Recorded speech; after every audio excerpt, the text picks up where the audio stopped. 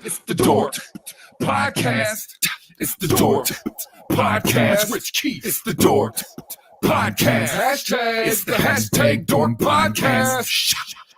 Thanks for tuning in to another episode of Hashtag Dork. My name is Rich Keefe, joined as always by Davey Eyeballs. He is Rick Rude Von Dick Dude. He is promo code Ron Von D. All hail the king of ginger ale. It's Ryan Davey. Davey, how are you? I'm rip roaring tonight. We're having a good time. Feeling great. Good to hear it. Good to hear it.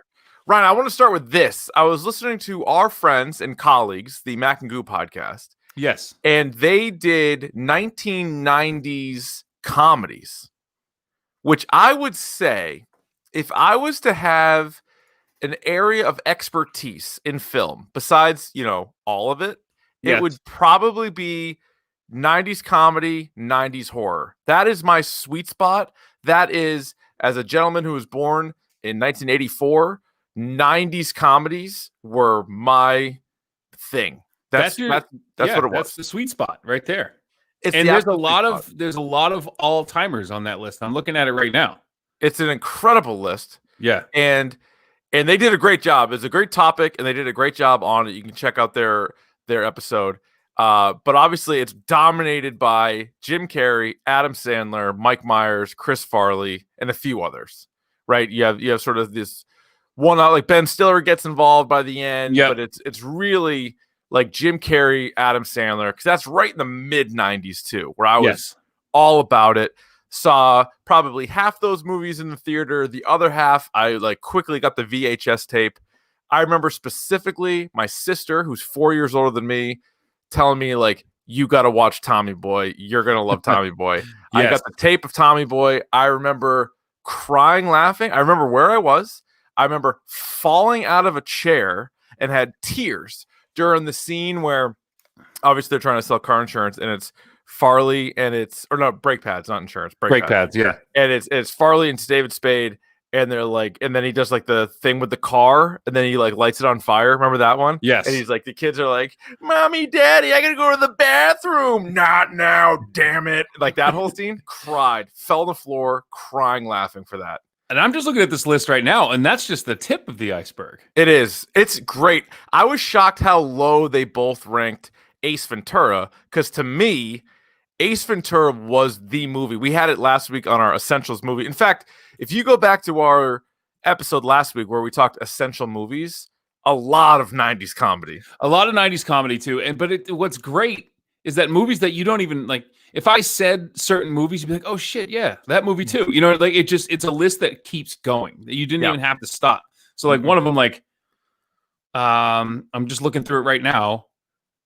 Fucking Encino Man. That movie rules. Encino Man's on there. Can't Hardly Wait. That movie's the shit. Can't Hardly Wait. It's a great movie. Yeah. I mean, this list just keeps going. Two things stuck out to me, because those are also, to me, the most quotable. Obviously, Anchorman and Borat and Old School and The Hangover, those have all become very quotable to me. Mm-hmm. But I think it's the 90s ones that you don't even realize you're quoting. They just become a part of my vocabulary between Ace Ventura, Dumb and Dumber, Billy Madison, Tommy Boy. Yeah. But two things that stood out to me, two things that I did, and you would know this firsthand, because I did these in high school for laughs. One, from the movie Black Sheep. Remember when Chris Farley is rooming with David Spade, and he goes, "I got dibs on top bunk," and David Spade goes, "Okay." Okay, let me tell a story about that, because Richard Keefe, when we lived in a dorm room together, had the top bunk, and he would say, "I got dibs on top bunk," every night. Every single night. And not only that, you would attempt, and I remember this correctly, you would attempt to try to get into your bed, no hands. You and try to leap into the bed. Have, by the way. Yeah, I know you have. Shark was there. So first of all, a little fun fact about me. I was on the top bunk 3 straight years in high school just because I wanted to say that joke. And you said it every fucking night. So my freshman year roommate, who I didn't get to pick, I hit him with that line early. He didn't know what it was from. I was in for a long year. My second year roommate was Shark, so he obviously got it. And then my third roommate was you, obviously got it. And I even retorted now and again, okay. That was also one of my skill sets. Listen, I have a handful of things that I'm great at. One of them, getting into the top bunk without using hands. Without Full using your speed, hands. I would run from one room, jump in like a fucking high jump over the bar. True. Shark saw me do it one night. He swears I got in under the sheets and like just tucked my head right in. Like cool Papa Bell. I was. Yeah. It was fucking that good. I'm like, hey, get out of the way, because I'd have those little takeoff and I just right in there. Second thing I did, I don't remember. This was either middle school or high school. No, I think it was high school. So remember Billy Madison when he's like talking to his dad and he's like talking to him about like this dad's talking about like all like the clothes that he bought or whatever. And he's like, my shirt, it's Frank's shirt. I fucking wrote in Sharpie. I wrote Frank on a shirt just so I could fucking pull it from the other side and go, no, not this shirt. It's Frank's. It would be like people that have no idea what they're talking. We'd be like at dinner. And people are like talking about nothing else. I go, what? This one? No. This is Frank's. And it's in Frank's and Sharpie. And they're like, I forget the setup. Was he talking about like he was been wearing the same clothes for days, or like he bought him? I even bought like the clothes on your back. He's like, no, not this shirt. This is Frank's shirt. Yeah, it is something like that. Like his dad's like, whatever, and keeps carrying on, and you see him pull the shirt up. This is Frank. This is Frank. And it's fucking huge. Huge block letters. So one night, no, I think it was, I think I did that sophomore year, because I think I remember Shark walking into the room and me on the floor with a Sharpie with like coloring in Frank. And I remember being like, should I bring that shirt to college with me? And I'm like, nah, probably not. So I have a great. So Max said he's seen some colossal top bunk jump failures. I have a fucking great one. So this happened in college, my freshman year in college. So they had that cinder block wall. I feel like every freshman dorm in every college across America has the cinder block wall and the tile floor, right? Yeah. So the kid next door to us, we had a picture like that dividing wall. We had our desks and books and everything, and the kid on the other side of the wall had his bed, but he had like the super lofted bed. Yeah, like you would do in college that you could like sit. Yeah, so he would fucking jump into bed every night like you would. It wasn't as impressive because it wasn't a real bunk bed, but it was well enough off the floor that he had to like vault into the bed. Yeah, and he would jump so hard and so fast that he would hit the wall and like knock our shit over. So when we knew he was going to do it, we kept telling him, fucking stop. Like, stop. Because, like, you're knocking our shit off the wall. Like, what the fuck? Yeah. So then me and my roommate went in there and we tied a piece of, so we took out, like the mesh, like the wire mesh. Oh, yeah. That held we took that out and just put 2 strings across it. So it held the mattress up. But he fucking runs, jumps. You hear this huge crash, and just through the wall, you hear him go, what the fuck? Like he fucking went right through the bed and like crashed like all his shit. Oh, it's the best. We busted in the room, looked at him. What the fuck? Like, dude, we warned you. We told you not to do that. We fucking told you not to do that. Like, we were sick of you doing that. We wanted you to stop doing that. Unbelievable. Good shit on the top bunk. Good shit. I love a top bunk, dude. Mm-hmm. I love the top bunk. You certainly do. 3 straight years of top bunk. Fucking house parties at 1990. Come on. The only reason I didn't have a top bunk senior year is I lived by myself. I should have, for old time's sake, been like, can I bunk these? You went with the senior single? I went senior single because that's a whole long story. I don't want to get right. Yep. It was a whole thing, and me, Bessie, and Shark ended up in different dorms. It was a fucking disaster. Yep. A disaster. You got sick of the whack shack, huh? What? So the whack shack is when when you have bunk beds, but you put fucking flags and sheets around the bottom bunk like I had. It's the whack shack. Yeah, what were you doing in there? Baiting. I was just reading. You were reading? Just reading? Why is the bed shaking? You don't have a book in there. I had an itch. I know I itched on my leg. Sorry. Why do you have all these flags up? The whack shack, man. This guy's the fucking United Nations. Like, what are you doing in there? That's a fitted sheet. That doesn't even go around the corner. I just like my privacy is all. I like it really dark when I sleep. Oh yeah, I like it really dark when I sleep. You usually wake me up when you get up. I don't know, man. That's kind of. Oh, we could do a whole prep school. Yeah. Like, what were you doing in there, baiting? I'm sweating. Holy shit. We haven't gone on one of these in a long time. We are completely fucking off the rails. I feel it. Well, yeah, but that's going to be the whole episode is kind of loose. Whew. Yeah. It's a loose topic du jour, Ryan. Sure is. We'll get into that momentarily, but first we have the news. This week in Dork. Yeah. All right, here we go. The Mandalorian, episode 3, spoiler-free edition. We will do spoiler full at the end of this episode. Mandalorian episode 3 kicked ass. It was awesome. Loved it. Yeah. Like that. I don't know why people have. And no, we got the mention of a famous Jedi. Yes. In this episode, so which is good. No spoilers, but no spoilers here. I'm just saying it's great. If people had an issue with the first 2, but overall like the show, then you'll love episode 3. We'll get into it. I would also recommend, I forget which episode number it was, but we did a Clone Wars episode. Yep. You and I were a little bit late to the party on Clone Wars. We went back, watched a shitload of them. We binged Clone Wars. That was a long fucking week. That was a lot of episodes. Yep. And the good Clone Wars episodes are great. And I think because Dave Filoni, who is in charge of the Clone Wars, is also, he and Favreau are in charge of the Mandalorian, you're going to get a lot of overlap. And there's going to be you're going to want to watch, maybe not every episode of Clone Wars, but you're going to want to go through some of the key ones for the Mandalorian. Yeah, we might want to pick those out and be like, watch Clone Wars, blah, blah, blah, blah, blah. I think we might have. I think in our episode, if I recall, we singled out like best episodes, like ones to watch. Yeah, and like we did arcs too, right? Yeah. So that we did because they run in 3 or 4 episode arcs. Yeah, they would do that. Yeah. I would say,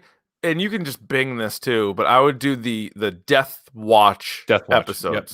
I would check out those. Right, so we'll jump on the end some spoiler full stuff on episode 3.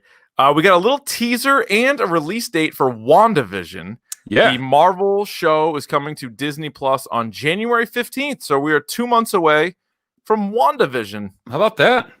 You excited for that? I kind of am. I want to see. I mean, this is our first stint into the Marvel extended universe. I mean, this is not the cinematic universe anymore. Now it's an extended universe. Yeah. So, and as Alan Sepinwall from the Rolling Stone pointed out, these shows are made by the people who did the movies. So it's not like the Eternals or Iron Fist. No, this is the real deal. Yeah, this is pretty good.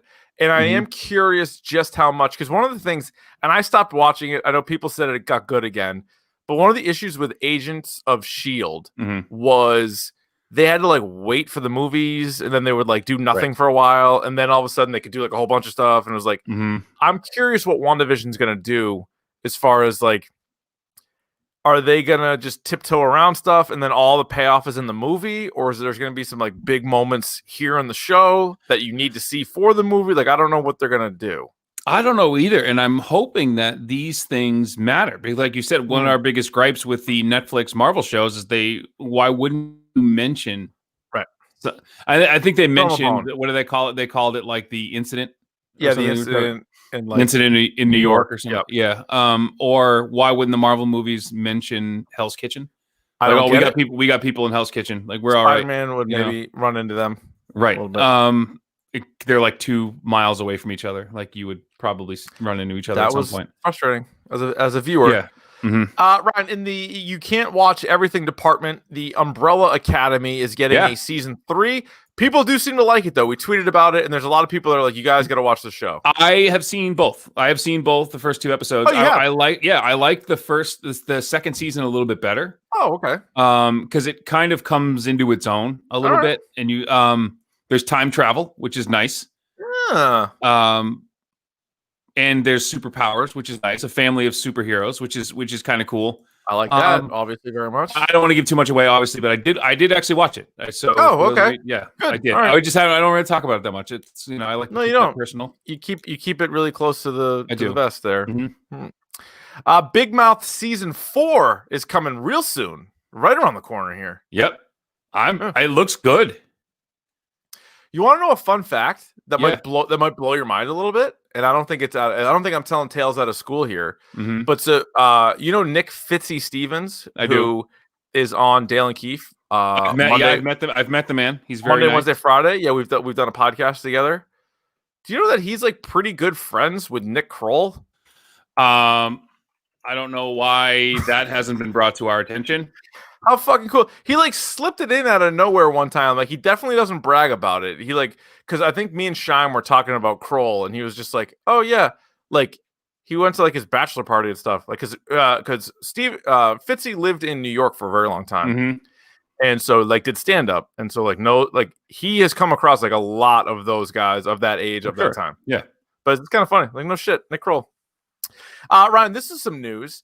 The Zack Snyder cut. Now, this is an article on IGN that I saw, and I was getting some flack. There's a lot of people a lot of pushback. We know the DC people like to push back on us because we broke They the do, because Ben Affleck Marvel fanboy clickbait, clickbait podcast, all that nonsense. That turned out you were right. So I was 100% right. How many of those guys apologized to you?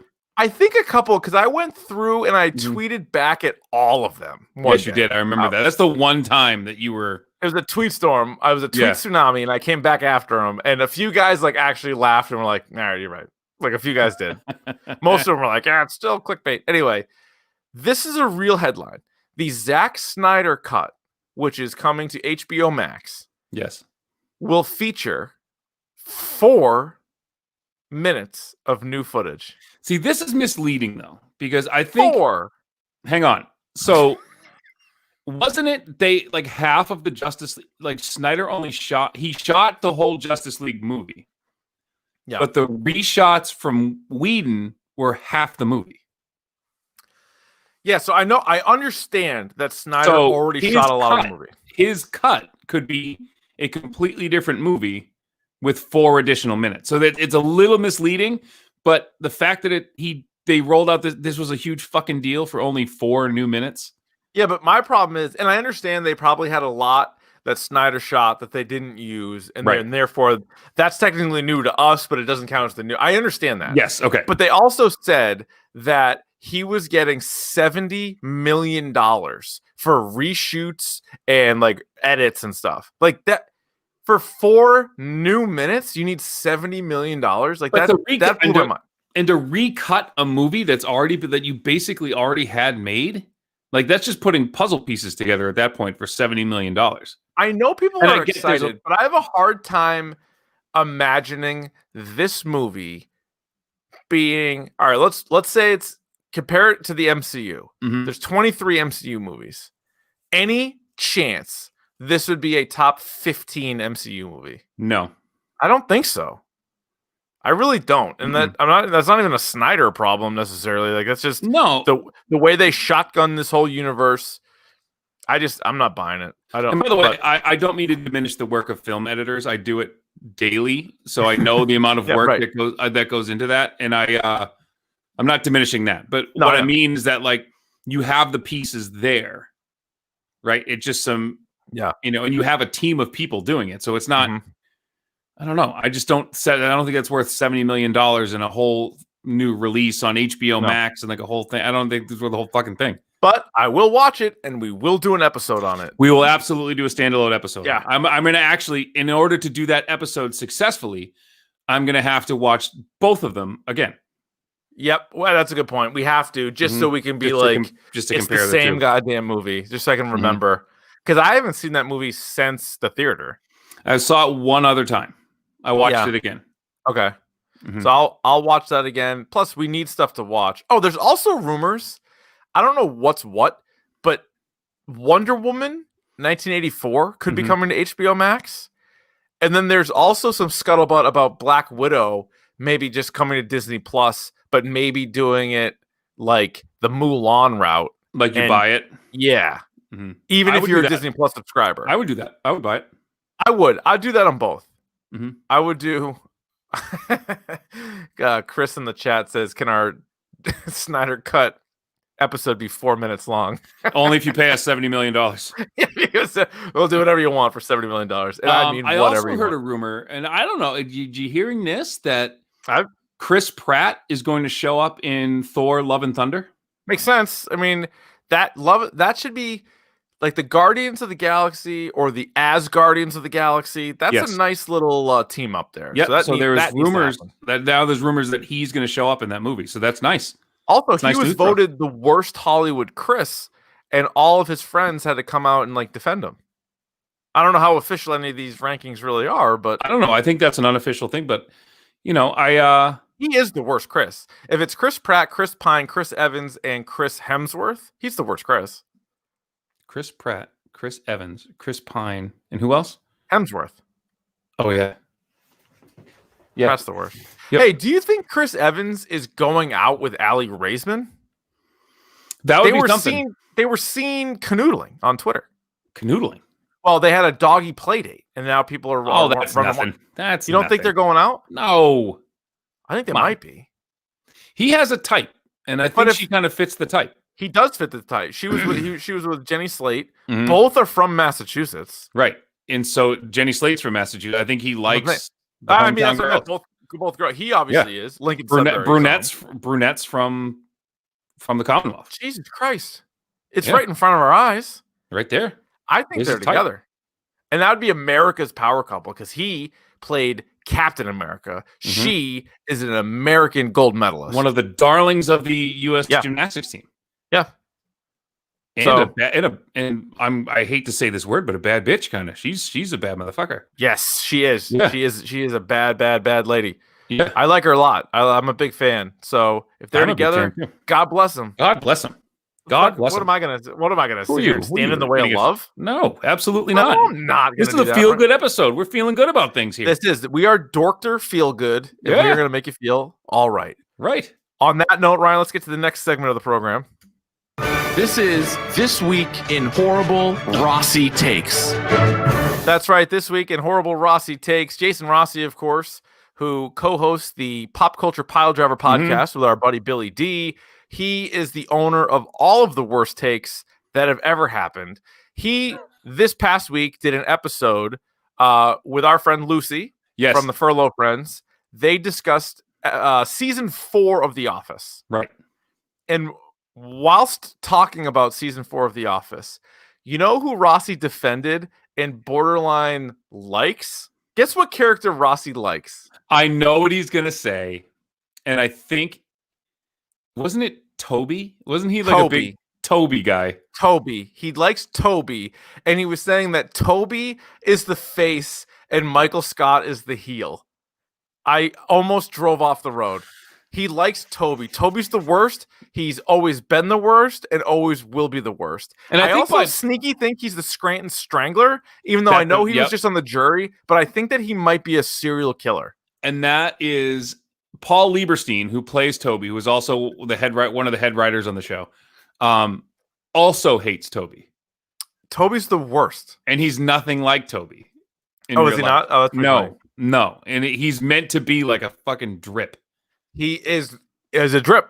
He's 100% a drip. He's a wet blanket on everything everybody does. So it's fitting to me that, by the way, I also have blanket. Do you remember? Yes, I remember. I don't want to embarrass Shark anymore. But that was the meanest thing a teacher has ever written about a student. I've been teaching for 15 years, and I have never even come close to writing anything as mean. Yeah, our friend Shark, my best friend, I've known him since I was 4 years old. He's our former Game of Thrones expert. He was on, most recently, the Last Dance episode. He's my best friend in the world. Nicest fucking kid. The nicest person I have probably ever met in my life. Nice guy, great guy, maybe the best guy. Yes. I love him. I'd take a bullet for him. I think it was sophomore year. I think it was when we were living together. It was. He got a review from a teacher. So like we would get essentially like a report card, I guess. Is that what you call it? They're like bi-weekly notifications. It's basically like a progress report that your teacher would, since it was a boarding school, would write home to your parents to let them know how you were doing. And it happened like once a month or like every couple weeks. Okay.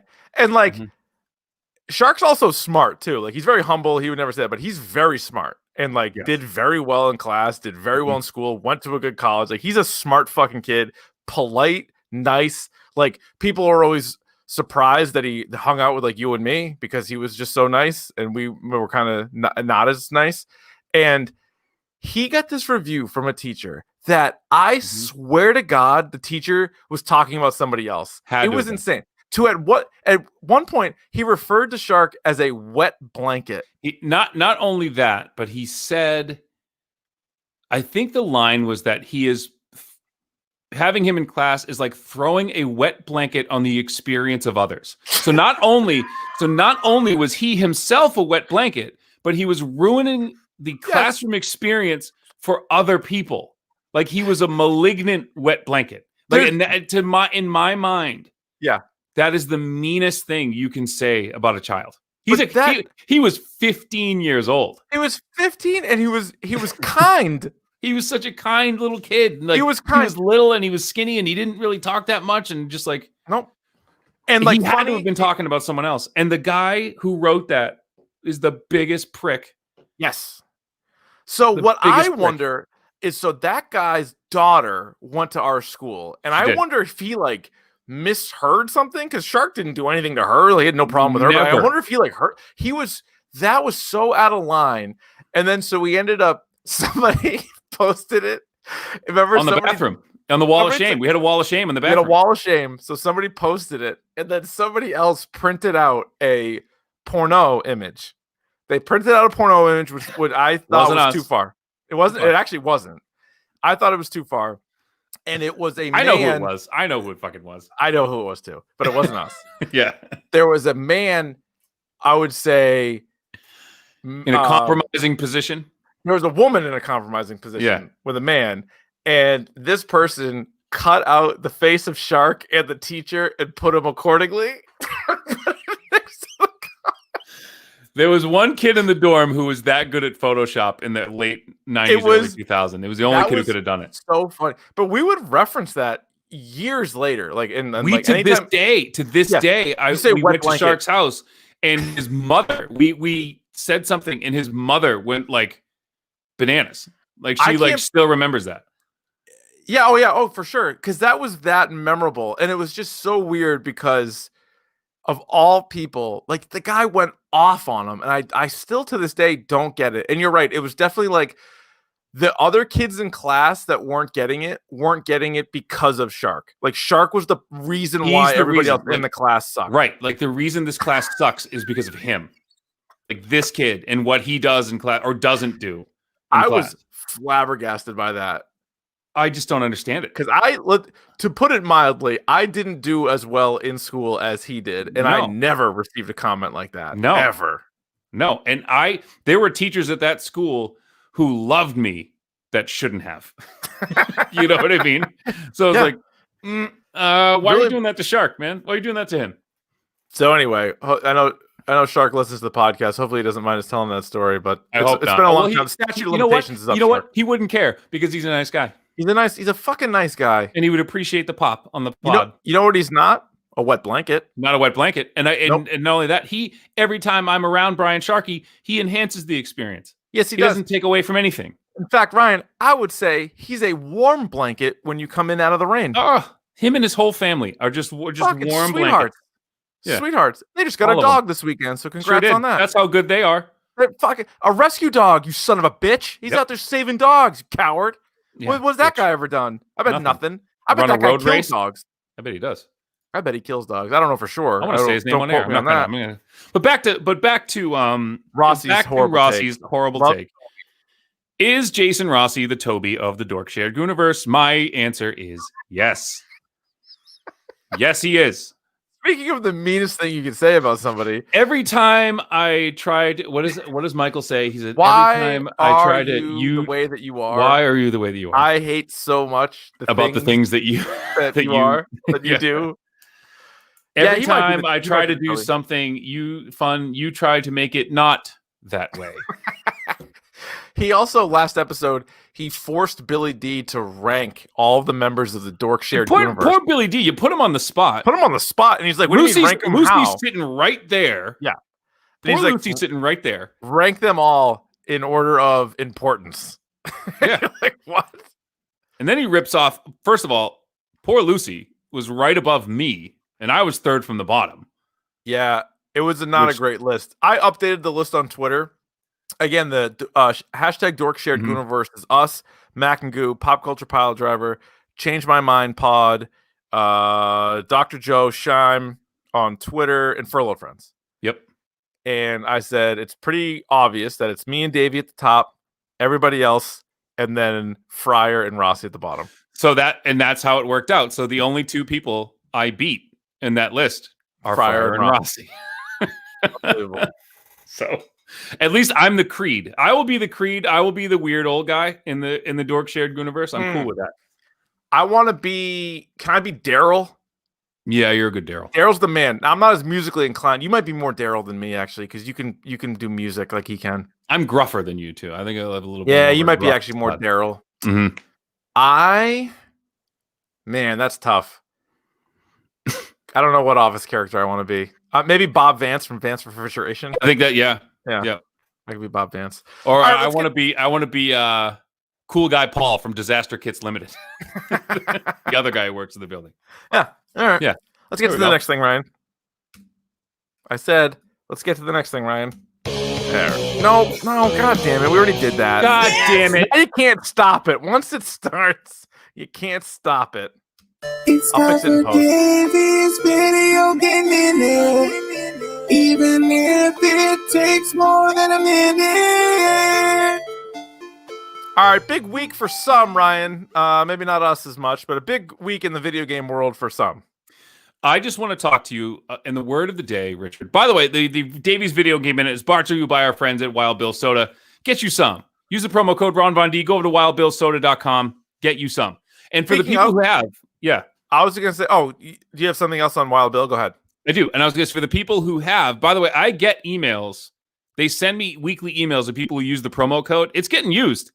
Good. So I'm excited, and thank you guys. I will mention you. I don't have it in front of me. I wish I did. I will thank you by name next week. So send me a reminder to do that because I do get it. I do know who orders them. If you put your name in the thing, I do know. So thank you very much for people who did order. So going back to Shark, he reminded me of one thing a while ago that apparently I also did in high school, which I forgot. I don't have the best memory in the world. You mentioned word of the day. Mm-hmm. Apparently, I would always try to get a word of the day, and I would do it on like the different team buses, and it would be something very, very obscene, but I would somehow get people to say it, and then I would act like buzzers and whistles were going off. You would do the Pee Wee's Playhouse thing. All right, Yep. this is ringing a bell now. Yeah, that's the word of the day, and I don't remember how that began, but that was definitely also a thing that happened. But that was a thing that happened. That was So video game minute. Let's this is kind of sad news. But there was a hostage situation at Ubisoft Montreal. Come on. I swear to God. So there's no real details, but in Montreal, there was pictures of this and videos of this. But the Ubisoft building in Montreal was, nobody was hurt. Nobody was killed. It's a very Canadian hostage situation because they just left politely. Oh, but how weird is that? You know, you drop the new Assassin's Creed game, and then all of a sudden, and apparently the hostage situation was tied to an armed robbery. Oh boy! So police were called. They, I think they said in a very polite Canadian way that many of their assets or many of their resources had to be called in. Oh boy! Meaning like a SWAT team, but nobody was hurt. Nobody was injured. What would you do in a hostage situation if you were somebody, say you were in like a bank and you were just like waiting in line and getting ready to cash out some sweet cash, and somebody came running in, like a team came running in, and they were like, this is a problem, this is a hostage situation. What would you do? So I would do literally whatever I was told to do. Probably, and that's not me being a coward. That's me being smart. That probably is the smart way to go. Whatever I was told to do, I would do it. And I would be if they said get on the ground, I would be the first person on the ground. If they said put your hands behind your back, I would be the first person to put my hands behind my back. What if they said close your eyes and open your mouth? Why not? Whatever's going to get me home. Whatever's going to get me home that day. So this is true. So I was doing this a Krav Maga seminar class where they told us to bring a white shirt. And they had markers. We were doing like knife defense, and the whole purpose was like these like big fat Sharpie markers. So like and the point they were trying to make is no matter what happens, you're gonna get cut. Like if you get in a fight with a knife, right? So some bozo, some clown goes like, "What if the guy has a gun? What do I do then?" thinking there was going to be an answer. The guy walks over, this very stern looking man. He goes, I'll tell you exactly what to do when someone has a gun pointed at you. Right. And he's standing there like he's going to do something. And then he stares the guy right in the face and goes, you do whatever the fuck they tell you to do. Correct. Yeah. Like, you're not going to fucking steal a gun from somebody, disarm it, and like point it at him like in a movie. Like, you do whatever they do. It's not a movie. You're it's not worth in it. a movie. Yeah, you're not in a movie. No He's shit. like, if someone points a gun at your head and says, give me your wallet, you give him the fucking wallet. Like, Yeah. don't be dumb. Yeah. So people at Ubisoft weren't dumb. Nobody was hurt. Good. I didn't even mention arrests or anything. I assume there was some arrests, but Probably. so this article came out. I'm switching gears now. The University of Oxford did a study of 518 video game players playing 2 games.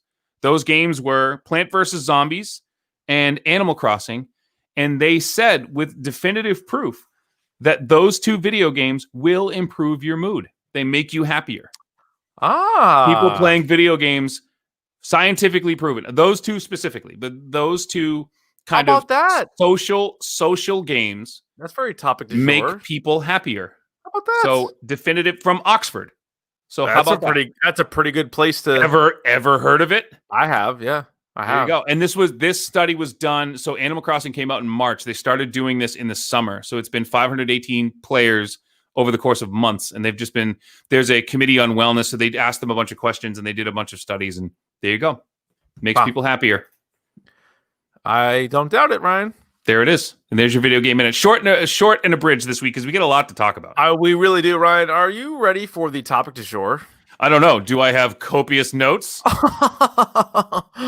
Well, I'm glad you asked because it's the topic of the day. And today, I don't really know what the title is. I think we're just going to call it the Dork Happy Place. Yeah. But Ryan, this is an idea that you came up with, and I would like you to explain how you came up with it, and also, once again, the importance of Movember and everything that you got going on here in this month. Well, thank you. I was thinking about this because we started talking about, I don't know, it was you and I, or like in a group text, we started talking about how it's bullshit that it gets dark at like 4:30 now, and Yes. how and there was a meme I saw about, regular depression, seasonal depression, and like COVID all sorts depression. of different COVID depression, like Yeah. all pointing, like the Spider-Man, like all pointing fingers at each other. Yeah. And this is something, and I think I can say without a shadow of a doubt that this has not been the best year for everybody. Correct. This sucks. And I think it's about time that we take responsibility for it and be like, you know what, this sucks, but here are some things that you can make yourself happy with. Now, part of what in the spirit of Movember, we were trying to tie it in and things like that, is taking care of yourself both physically and mentally. And I think more now than ever, we need to start taking inventory and taking better care of ourselves mentally. So what we've done in the spirit of that, in the Dork Happy Place, is gone through our typical categories, not our favorite stuff, not the stuff that we think is the best, but the stuff that just makes us happy. Mm-hmm. And I think now more than ever, it's an important thing. And if you're with us, great. If we give you 4 or 5 things to watch and play and read and do, fucking A, man. Like, just do it. And Right. if it makes you happy, awesome. And I'm interested what your guys' stuff is too. So you can email us, dorkpodcast@gmail.com. You can tweet us at dorkpodcast, because people be stressed. People be And stressed. People be stressed, right? And there's a lot of things that you do, and whether no matter what it is, like whether you just had a bad day, you're like, all right, how do I turn myself around? What do I do? What are the things? And I think we all have sort of a list. And so again, sort of the 6 stones of #dork plus some of the other things. So let's start with movies. That's probably Let's the do it. topic we Yep. discussed the most. What's a movie, Ryan, for you that if shit isn't going great, if you put it in, it'll turn your mood around? And this is one I'm going to right off the bat, because I know it's on your list too. I haven't seen your list, so this is, but I bet this is on your list. All new to you. Best in Show. Love it. A Christopher Guest movie that is funny. Mhm. You care about the characters. It has a happy ending for everybody. Yep. Like, it's rare in those And movies, but Dogs. which is the most important Dogs thing. And throw- some of the Every time Hubert, who is the bloodhound, is on Yes. screen, you smile. I guarantee you're going to smile when you see that bloodhound. He Yep. is incredible, that dog. that dog's incredible. Mhm. He's a slobber. He is a slobber. Hubert. Hubert, I just what do start you got? naming nuts. Pine nut. Nah, that's the town I'm from. that's also a Macadamia nut. nut. That's the one that would send Mama wild. I'd say macadamia nut. What do you got? Peanut. Let's ping pong it. To me, Who Framed Roger Rabbit?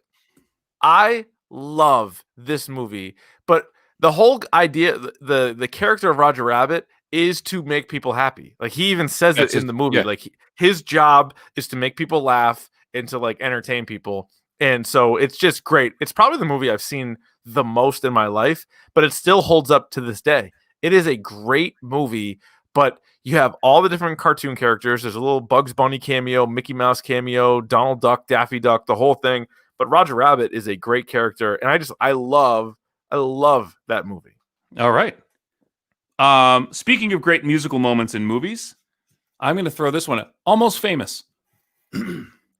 Yeah, As a person who loves music and loves talking about music, this is a movie that really connects with me. And again, one of the up there with Say Anything with John Cusack and the Boombox, which we'll get to John Cusack later.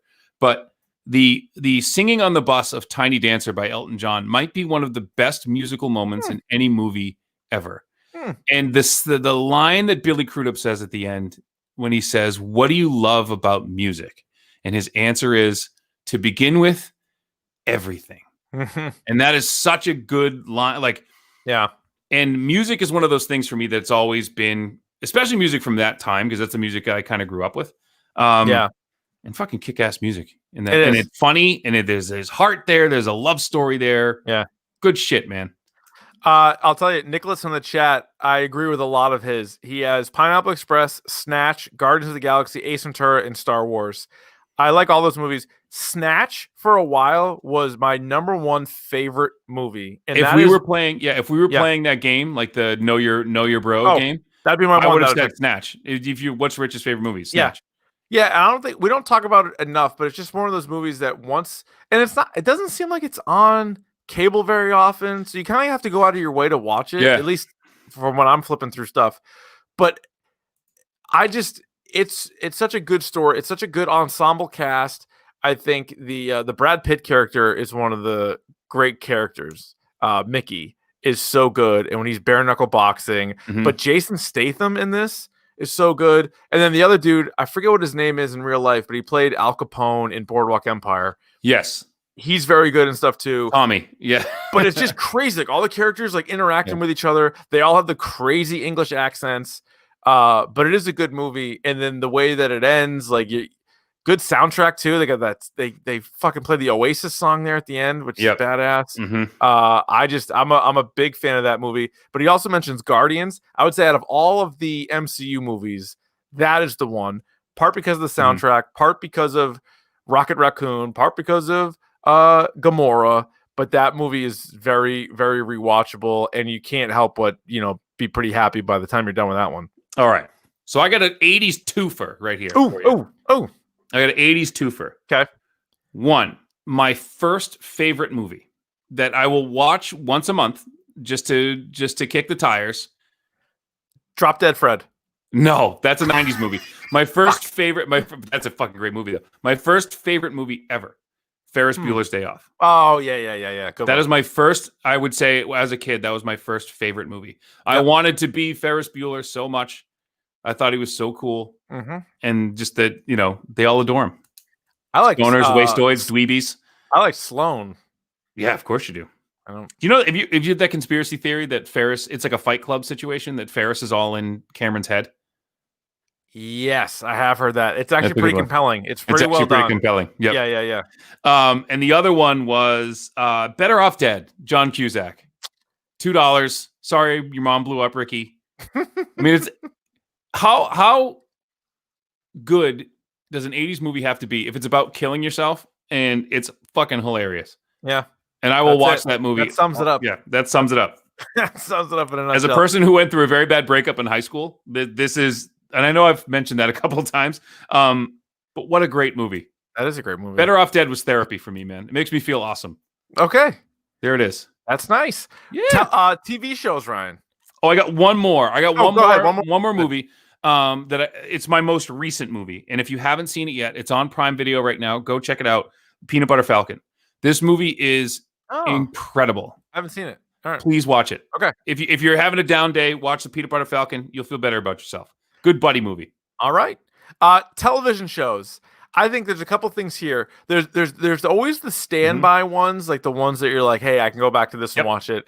But there's also something about finding a show that you can binge, like a new show, because that is so, like, no matter what's going on in your life, that's so distracting, where you're like, all right, I can just veg out and I can watch this, or like, this is how I'm going to spend my weekend, and you go out of your way. I love a whodunit, so like a show like The Stranger, like Harlan Coben's The Stranger was on, or like what the fuck was the one, Broadchurch, like shows like that. So you sit in and then you're just like, you forget about everything because you're just trying to figure out what's next and what's going to happen on that show.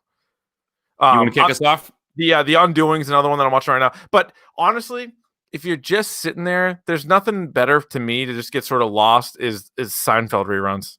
I was going to mention as that, simple as I've that. been doing that a lot. I've been doing that a lot on Hulu recently because they have all the Seinfelds, and I've been doing that a lot. You know what movie I'm a show I watched recently, and this is, I'm going to punch you in the mouth with this one because you're going to be like, oh, ready?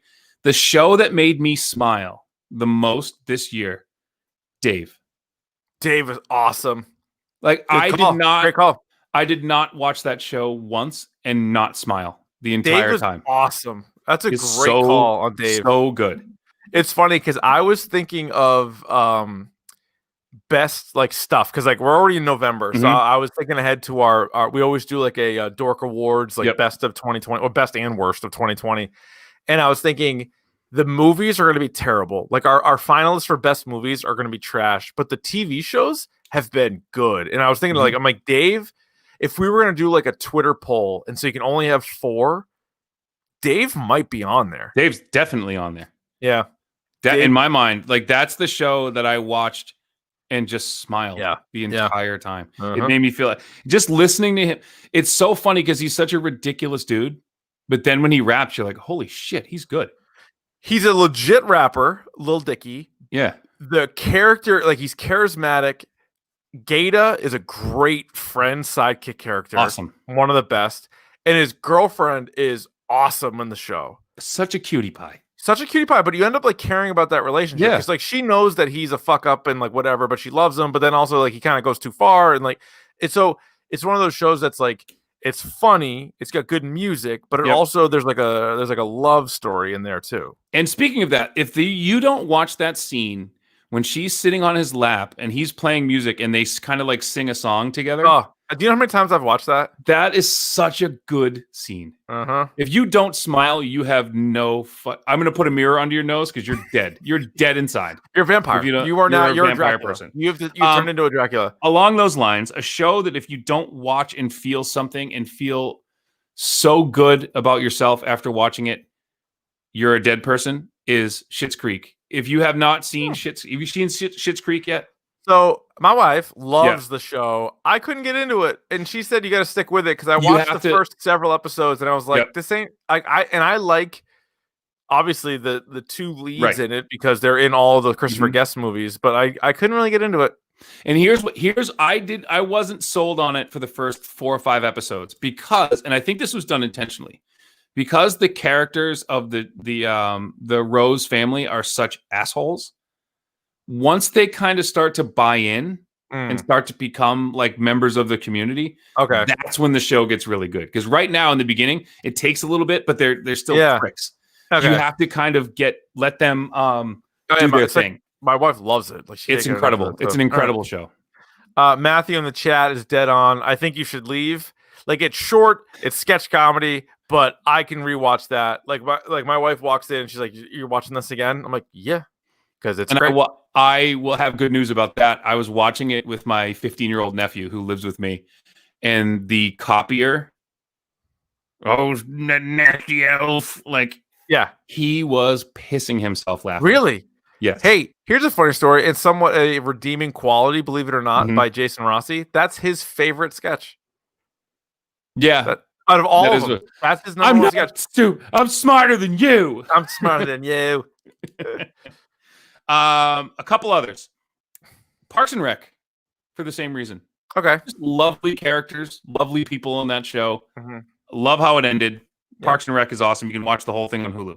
Ricky Gervais, Afterlife. A show with heavy themes that somehow makes you feel good. It makes you feel good at the end of it. It's a little heavy at times, but ultimately you feel good. And the last one, this is a personal favorite. If you're having a down day, there was a show on Netflix called The Repair Shop. Now, what this show is, it's a British. It's shot in think of like the Great British Bake Off, but they take things around people that have a connection to this thing that their great grandmother passed down and they fixed it. Oh, okay. And it's awesome. It's they'll fix an old painting that someone got, or they'll fix like an old clock, and it's so relaxing and so nice. All right. Check out The Repair Shop. If you just want something to fall asleep to, check out The Repair Shop. Okay. Comic books, Ryan. Comic books or regular books, if you want to go there. I have more regular books, but I do have some comic books. Okay. You hit me. Get what you got. So I don't necessarily reread a ton of comic books necessarily. Mm-hmm. You know, like what I love waiting for a story to be almost complete and then diving in. And if I get hooked, I know that I have like so many more issues to read. I'm actually currently rereading The Boys, so maybe that kind of counts. Like I'm rereading that right now, and I'm loving it. But one that I haven't even finished, but there's just so much of it, is Fables. Yeah. Fables is great, and Fables great. is also just like, it's a cool story, but it's also like a twist on a lot of like characters that like the Big Bad Wolf and like Snow White and like all these characters that are in it. But it's just like a fun kind of like you like escape your mind and just like see what these characters are up to. And I feel like the show was at Once Upon a Time kind of ripped off their thing because they keep adding in new characters to Fables, which is actually because the you can go to that well so many times. You know, it's just a great thing. The three I had listed for comic books, Scott Pilgrim, which I did read back in the day. It was really good. Marvel 1602, the Neil Gaiman one where they're all in like the I Victorian love it. It's 1602. It's such it's like so good. Once you're not really sure who some people are to start, but once you figure out kind of who they are, it makes you smart. And the last one, there was a series that I read recently. Called it's in a collected edition, Hawkeye versus Deadpool. Oh, where you have Hawkeye and they're regenerating degenerate Deadpool. So basically they're trying to solve a mystery around S.H.I.E.L.D. together, but the whole time like Hawkeye just wants to fucking kill Deadpool the entire and he can't. So if you like those two characters, which I do, check out Hawkeye versus Deadpool. Those are my comics that I have that feel good. All right. Couple books. Yes. I'm going Old to get Testament. The old Fire and Brimstone. Ready Player One. Yeah. No brainer. 3 books that I would, if you are in a place where you need to be uplifted. Here are 3 books that I will give you right now. The Heart of the Revolution. This was written by a guy named Noah Levine, who is super into like the punk scene, his father was a hardcore punk. He's got tattoos all over him. You can find his talks on YouTube, who is now a practicing Buddhist. So he talks about the anger that he ultimately needs to be released and Buddhist practices and things like that. It's called The Heart of the Revolution. Check that out by Noah Levine. The Subtle Art of Not Giving a Fuck is an actual book that I read. And I think for anybody who is a person in their 30s in a professional setting who is struggling with like professional, like where do I go from here? Read that book. And I know a lot of people have read this book. It's called Angela Duckworth's Grit. If you haven't read Grit, it's a great book. Talking about one of the most underrated characteristics of successful people is their ability to work through troubles, like work through adversity. So that's really good. And the last one I'll bring up, we talked about it a little bit, I think 2 episodes ago, Sex, Drugs, and Cocoa Puffs by Chuck Klosterman. People of a Certain Age. It's a collection of essays. Most of them are hilarious, dealing with pop culture references that you will definitely, if you're listening to us, you will definitely get them. So check out Sex, Drugs, and Cocoa Puffs by Chuck Klosterman. That's my reading list for you. Love it. Boom. Ryan, food, drink, or anything else to wrap up the DORKtor Feelgood hashtag Dork Happy Place. Well, you did skip a category, so I'll rip through it quickly. You skipped the video games. Jesus Christ, I did. You did. Oh, I wanted to talk about this. How did I skip this? All right, so You yeah. Video games. Go ahead. You want to go first? Let me go because you just went. Yep. For me, it's all the nostalgic stuff. Mhm. So it'll be original Nintendo, Sega, N64. I can go back and play Mega Man 2 and have a blast. I can go back and play Punch Out and have a blast. Any of the Marios. Honestly, Mario 2 jumps out as one that I love to go back and play. Like that's just you just forget about things for a while. Sonic the Hedgehog, I can go back and play. Mortal Kombat, any of those ones. Even Tetris, the original Tetris. That's on my list. So if you like sync up like a playlist, I can get lost and just pick a bunch of tunes, just whatever you want. Like right, just sync a playlist up and play Tetris while you're listening to tunes. Like an hour goes by and you're just like you're in another place. So let me kickflip off that real quickly because one of the games on my list is actually Tetris Effect. If you haven't played Tetris Effect yet, what they sell is basically Tetris, but like a synesthesia. So like there's music, like the things go and like lights go off and there's sounds and there's all these cool 3D effects. You can play it in VR, which is an amazing immersive experience. If you have the chance to play Tetris Effect in VR, fucking do it. It'll change your life. It'll absolutely change your life. It's so good. I love it. The other one I have, Guitar Hero. Yeah, I will good one. lose my mind playing. I will just lose my hours playing Good Guitar one. Hero. It doesn't matter which one. Yep. Spider-Man. I know the new Miles Morales came out. I haven't. I'm debating whether or not just to get it and play it on PlayStation 4 and then hope for a place. But I don't. I know. It's hard. Personally, I kind of want that to be the first thing I play on PS5. Yeah. But you're right.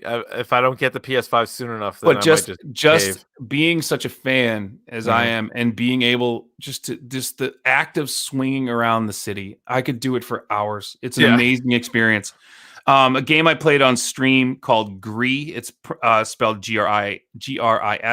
What a beautiful game and a really cool story. Very just a very cool indie game.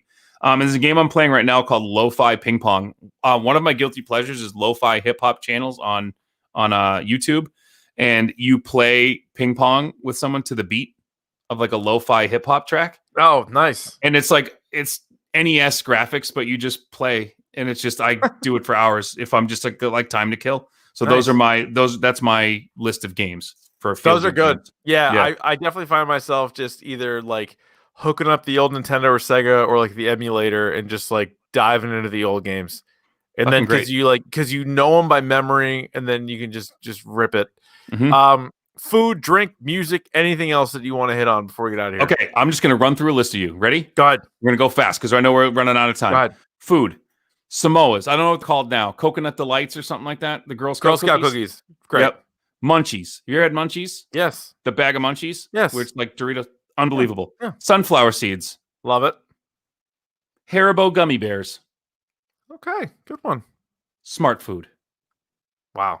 If you can't sit and eat, I dare you to eat one kernel of smart food. That's it. You won't. You can't. You won't. Drinks. I'm going to have to do this, right? I mean, Wild Bill soda. I think it applies. Wild Bill soda makes me happy. Wild Bill soda. Wild Bill's ginger ale specifically. And a good old fashioned. If I were to someone offer me a drink, well, what do you want to drink? Anything you want to drink? An old fashioned. That's my go-to drink. So if you guys see me out at any of these Comic Cons and you want to buy old eyeballs a drink, make it an old fashioned. An old fashioned. That makes it a very distinguished man. So that makes sense. Yep. I developed my own drink that I drink in the mornings called Rocket Sauce. Called piss. Called Rocket Sauce. Rocket Sauce? Yeah. What's in that? You want to know what's in it? Yeah, of course I do.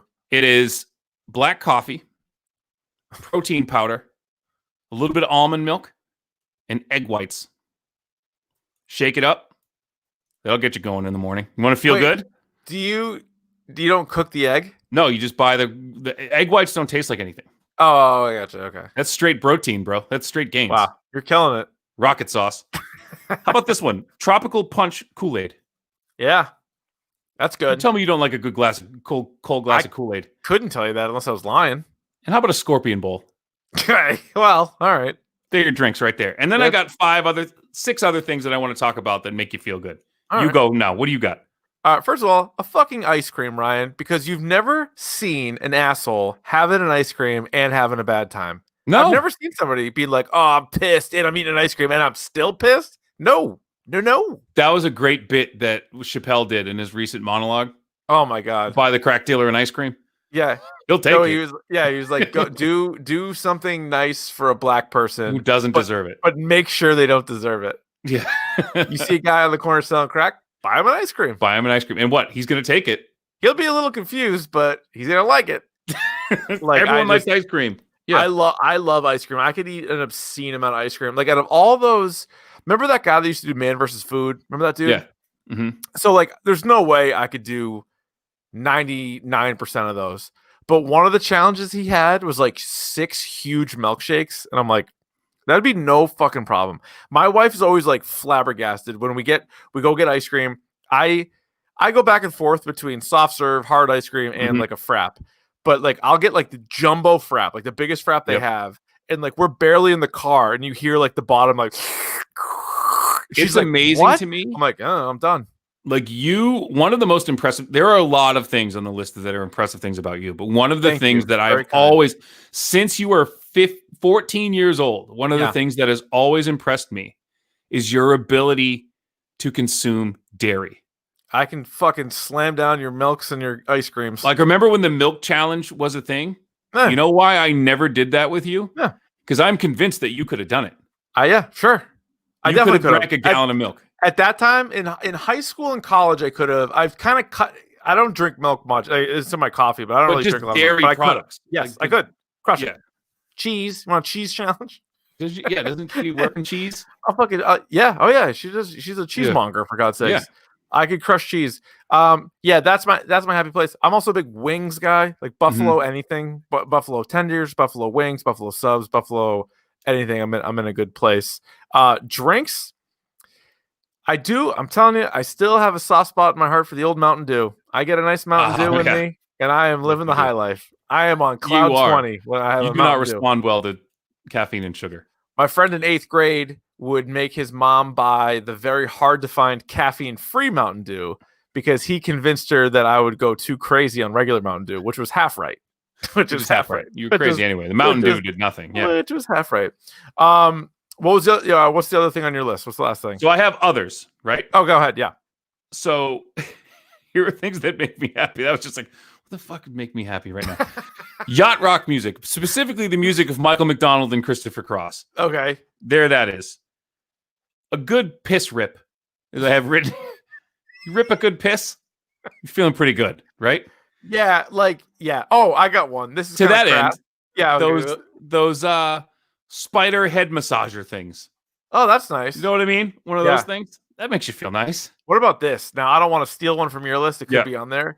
What about a one wipe dump? Yeah.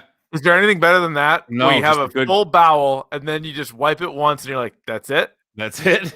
Okay. I'm ready. My day is made. Q-tips. I love Q-tips. You get in there. Now, I heard that can also be dangerous. Yeah, you do it. Oh, there's nothing that feels better in my life than a good Q-tip swab inside the ear. I got all the way in there. Yeah.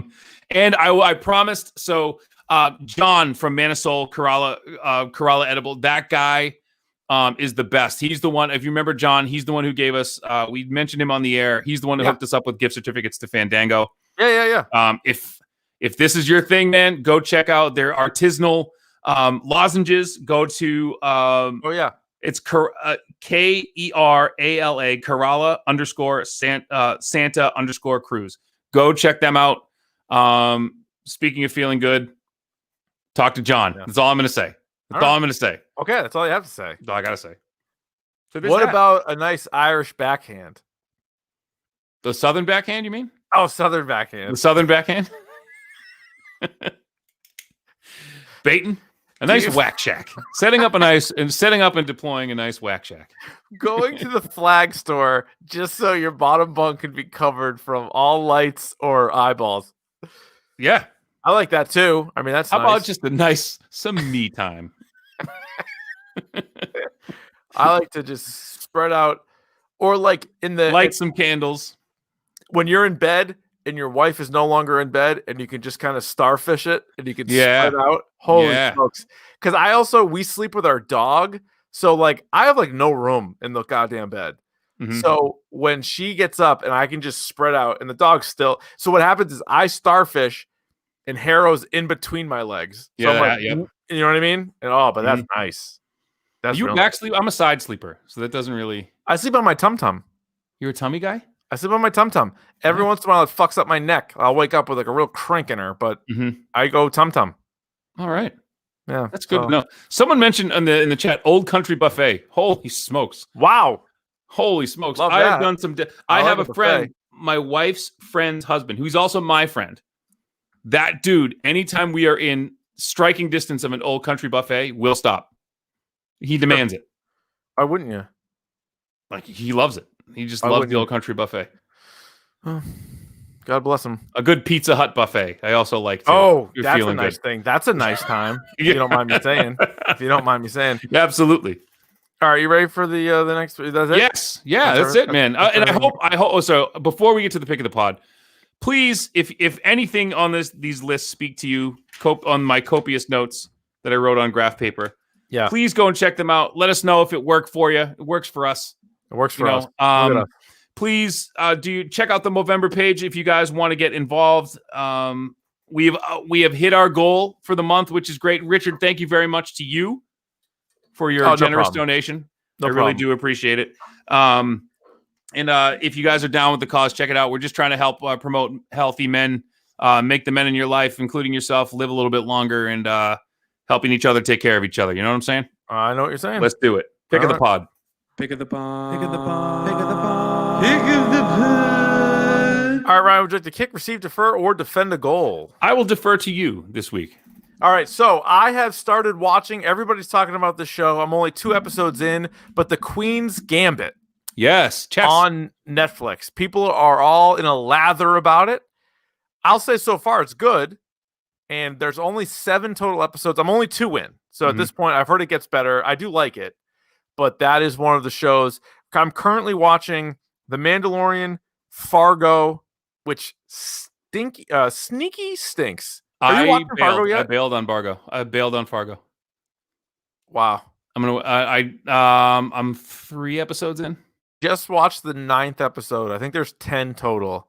Yeah. I think the show stinks. I think it stinks.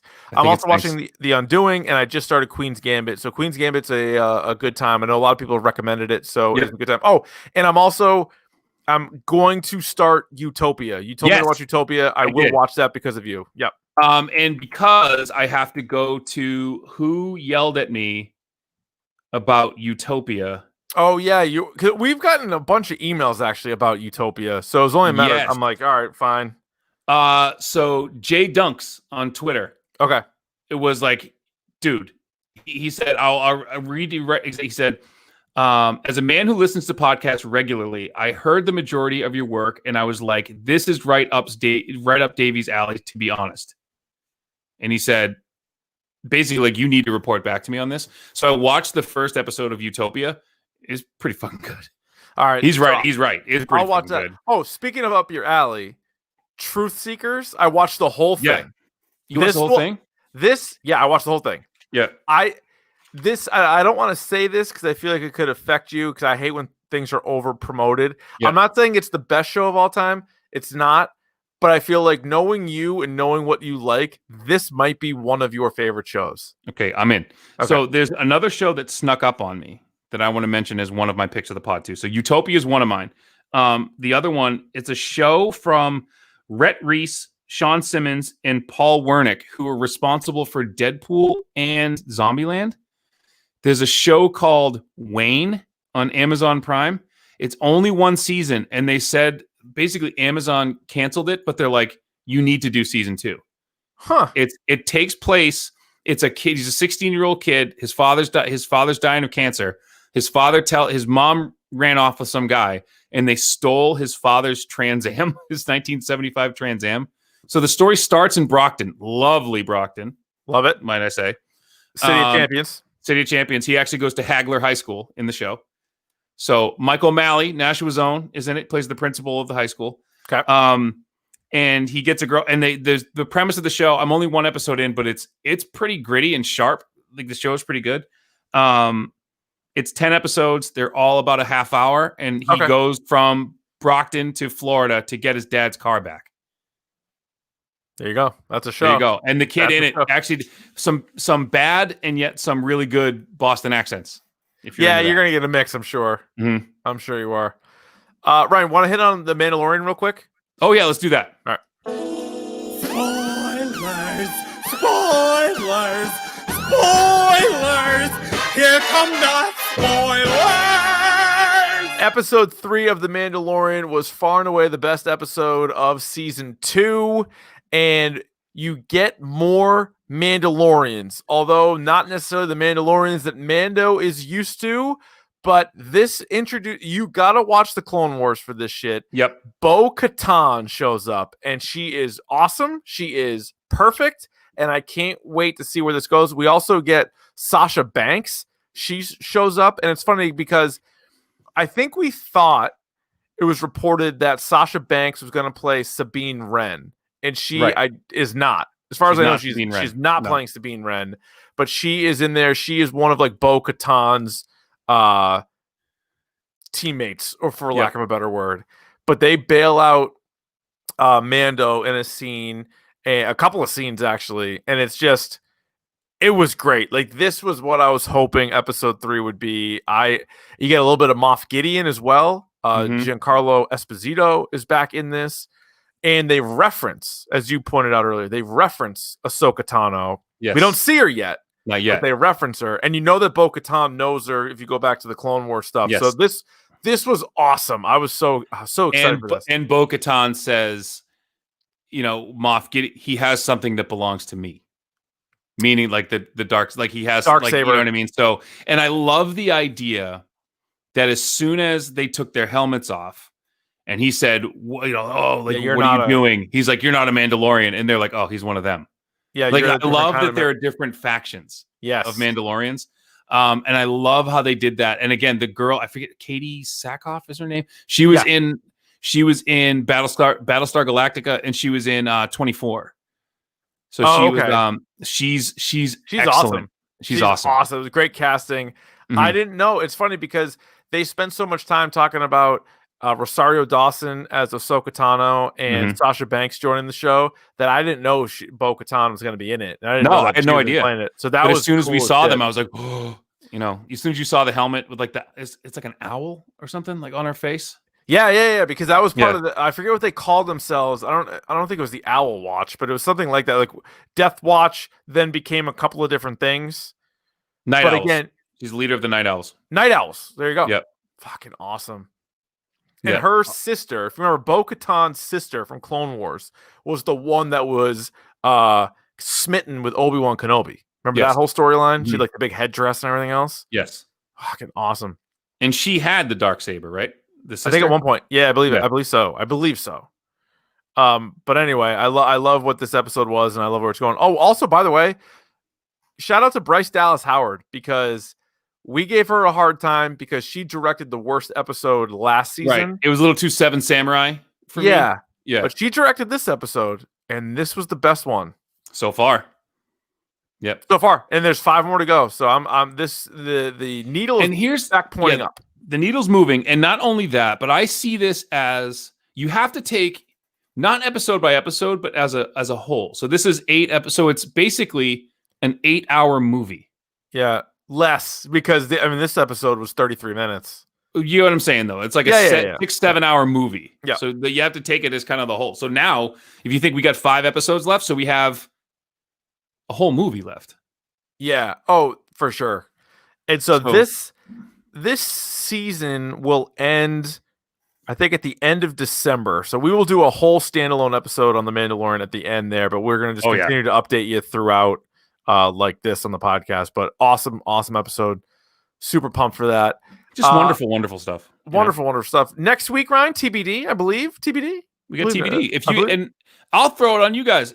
Whatever is going to make you happy, give us an idea.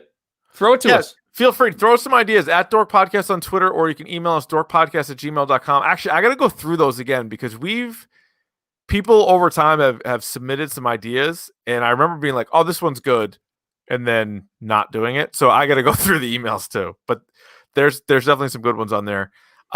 A reminder, you can rate, review, and subscribe to the podcast on iTunes and just about everywhere else podcasts are available. You can follow us on Twitter and Instagram at Dork Podcast. You can subscribe to the YouTube channel. We stream these episodes every Monday night live.